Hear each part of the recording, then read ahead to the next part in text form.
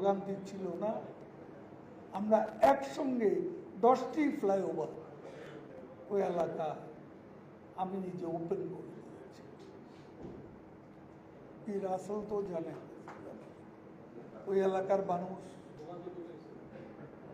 তো এখন বাংলাদেশে আপনি সমতল থেকে পাহাড়, কত যে রাস্তা আমরা করেছি। আমার মাথার উপরে প্রধানমন্ত্রীর হাত এবং ছায়া যদি না থাকতো আমি এগুলো করতে পারতাম না। বাংলাদেশের প্রধানমন্ত্রী আমাদের সকলের চেয়ে ডাইনামিক,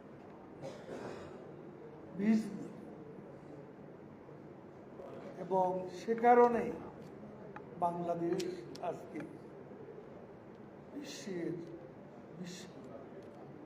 বিশ্বটা যদি ফুটবলে হতে পারতাম তাহলে কত ভালো লাগতো। এখানে সব আমাদের আর ভাই আছেন, ক্লাবে টাকার কথা বলছে। অর্থ আমার সময় কিন্তু আমি ক্লাবে অর্থ দিয়েছি, জাতীয় ক্রীড়া পরিষদ। আমি সমান তালে ক্রিকেটের সঙ্গে ভালো ব্যবহার, ভালো সম্পর্ক এবং সুসম্পর্কটা আমি ফুটবলের সঙ্গে রেখেছি।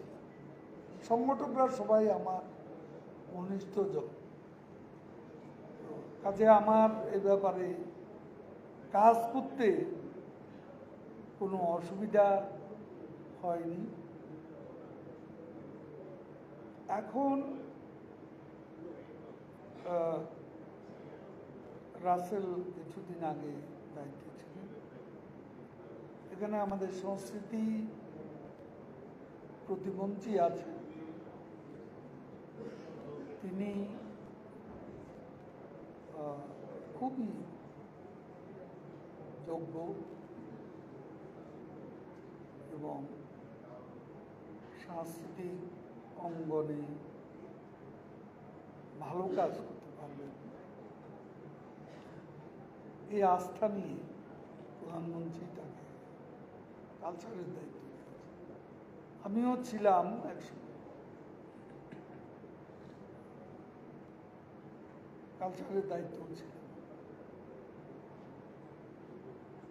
এখন আমার পরে আমাদের আবুল কালাম আজাদ, নূর ভাই, আসাদুজ্জামান নূর, তিনিও কালচারাল মিনিস্টার ছিলেন। আমাদের খালিদ ছিল। দেখ, আজকে তেমন কিছু বলার নেই। মাশরাফি বিন মুর্তজা আমাদের ক্রিকেটের সাবেক অধিনায়ক এবং খুব যোগ্যতার স্বাক্ষর রেখে এসেছে এবং ভালো আর ক্রিকেটার ছিলেন, সুদক্ষ ক্রিকেটার, আর লম্বা চড়াও আছে, ক্রিকেট খেলার উপযোগী। এখন আমাদের এখানে সংসদের হুইপও হয়েছে। এটা ক্রীড়াঙ্গনকে উৎসাহিত করার জন্য মুর্তজার এই প্রমোশন।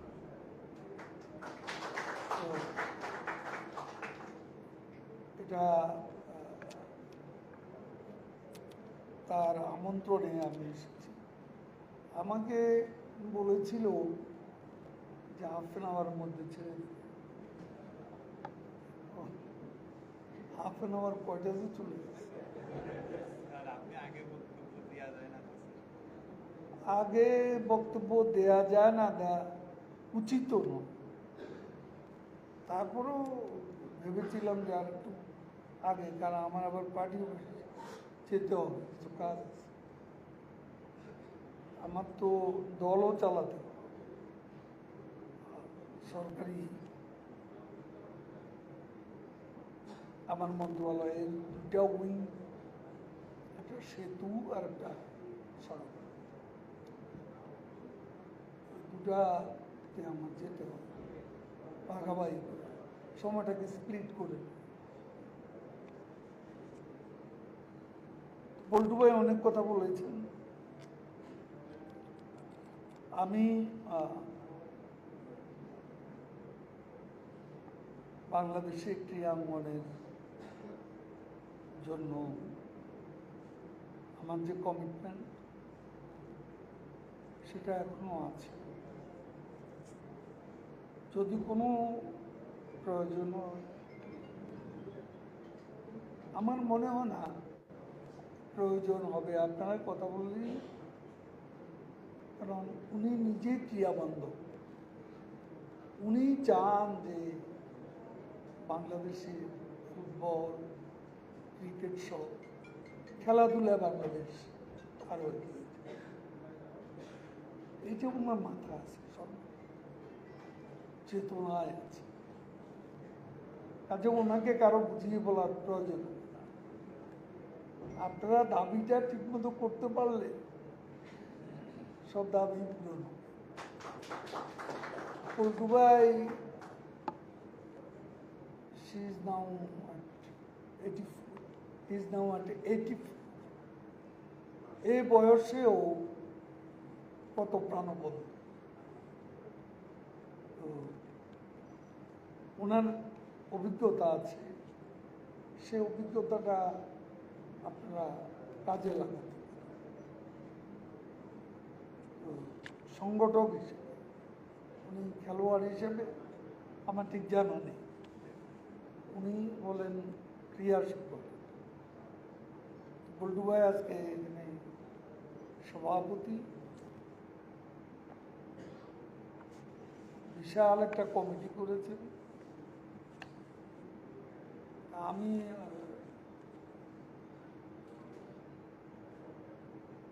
এটা অনুমোদনও আমাকে দিতে হয়েছে।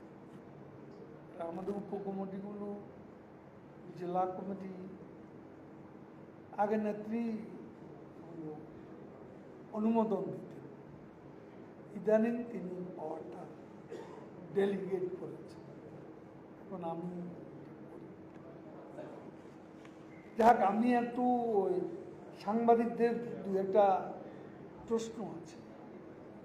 জেনারেল সেক্রেটারি হিসেবে তারা